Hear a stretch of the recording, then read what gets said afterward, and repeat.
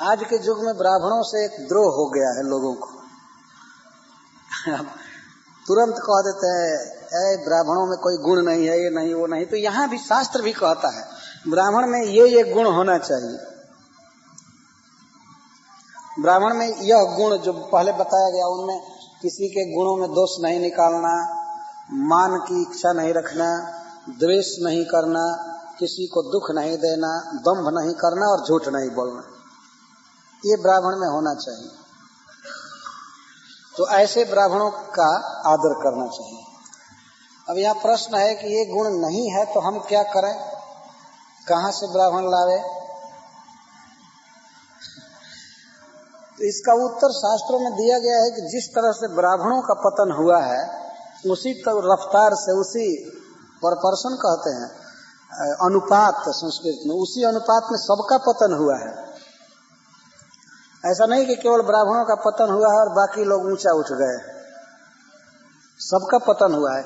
इसीलिए व्यवहार में एक दूसरे का सम्मान करना चाहिए, उसको ब्राह्मण ही मानना चाहिए, ये शास्त्र कहता है।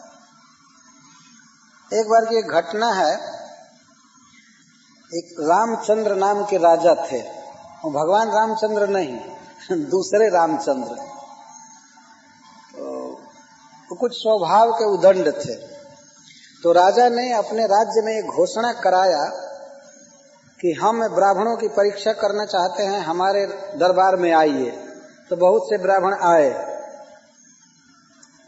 और उस राजा ने हौज में, हौदा समझते हैं, छोटा सा टैंक में पानी भरवाया, 200-400 लीटर पानी भरवाया और पानी भरवा करके कहा ब्राह्मणों से कि सुनो ब्राह्मणों, पहले युग में एक अगस्त नाम के ब्राह्मण हुए थे, वे समुद्र पी गए थे, उनमें इतना बड़ा तेज था।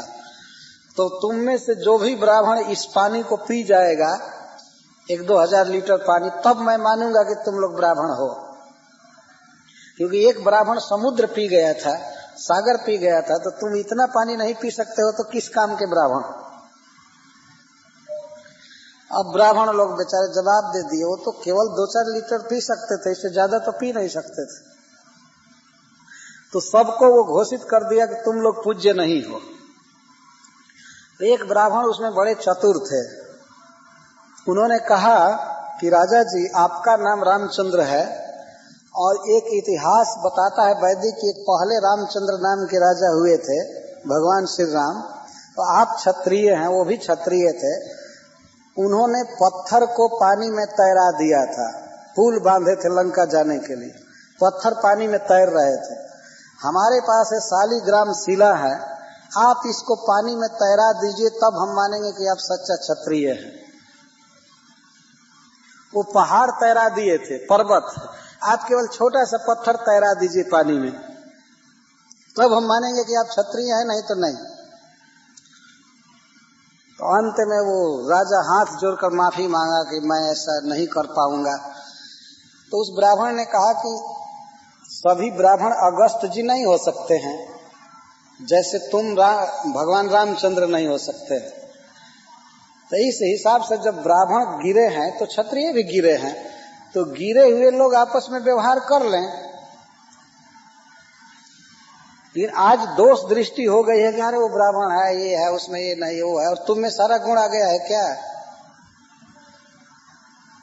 आजकल तो एक ये भी चालू हो गया है कि हम ब्राह्मण है तुम नहीं, एक ये भी चालू हो गया हम ब्राह्मण है तुम नहीं हो। यह सब ब्राह्मणों के लक्षण नहीं है।